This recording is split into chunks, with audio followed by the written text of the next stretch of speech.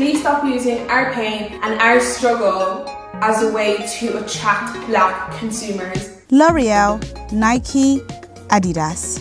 These are just some of the big brands that have posted about Black Lives Matter following the death of George Floyd.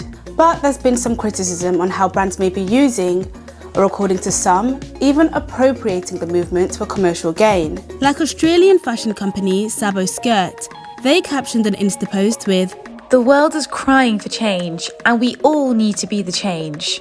Dozens of the comments accused them of being disingenuous. When I first saw the post, honestly, I thought it was a good idea. But after I started scrolling through the Instagram page, I noticed that most of the people that were promoting their stuff were white. I barely saw any black influencers. And people also weren't happy with the explanation the brand gave as to why they hadn't been posting more pictures of black women. They try to shift the blame to their followers by saying that when they posted these images of black and Aboriginal women, that they would receive slightly less engagement. And I thought to myself, that's very unfair, and regardless of how much engagement you get on your post, you should still post this type of content if you truly value diversity. I've been in touch with Tsavo Skirt and they didn't want to be interviewed, but they sent us this statement.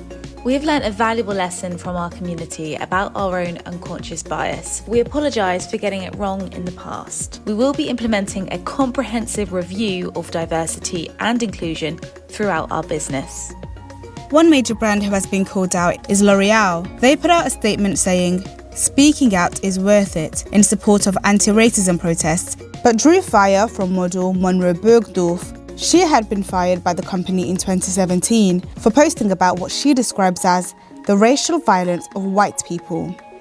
L'Oreal have actually rehired her to be on their UK Diversity and Inclusion Board. Some high-profile critics say fashion retailers and brands who would normally use white models or have mainly white workforces are jumping on the PR bandwagon and should have been promoting and supporting black talent sooner. Where is the support when using black influencers and paying black influencers the same rate as white influencers? Please stop using our pain and our struggle as a way to attract black consumers. It's just so insulting. Identifying a problem is important, but what can brands do to come up with solutions that are attainable and realistic? Founder of Aroma Beauty, Sharon Tutor, recently came up with an initiative to tackle the lack of diversity at major companies. Sharon says the key to achieving diversity among her staff was to make a conscious effort, just calling on organisations to share the number of black people they employ. So far, more than 200 brands, including Kylie Cosmetics, The Body Shop and Estee Lauder, have taken part. Kylie Cosmetics revealed 13% of their staff are black.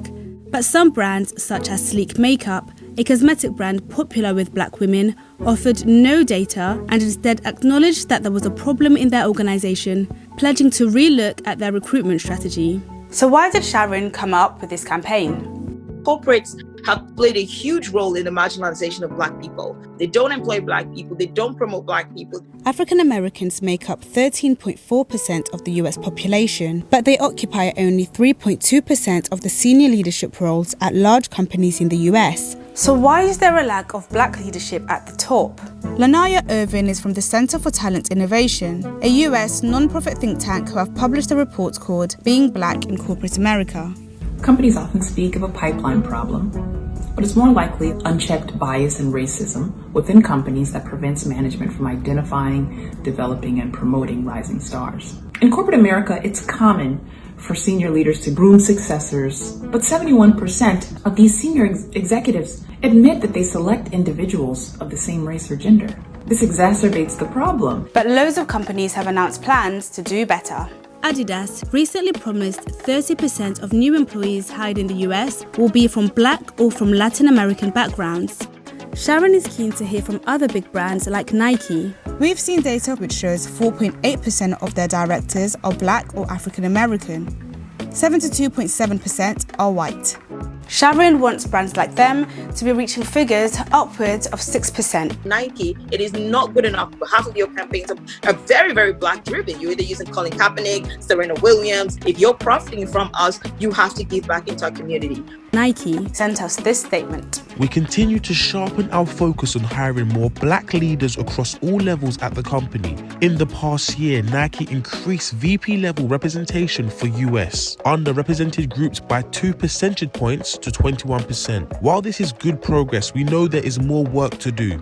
If all the big corps globally made a commitment to hiring, retaining, promoting black talent, it is going to make probably the biggest economic impact to the black community that we've seen in 100 years. This is a huge moment for brands to stop and have a rethink about how inclusive their companies are. But the big question is, will they get it right?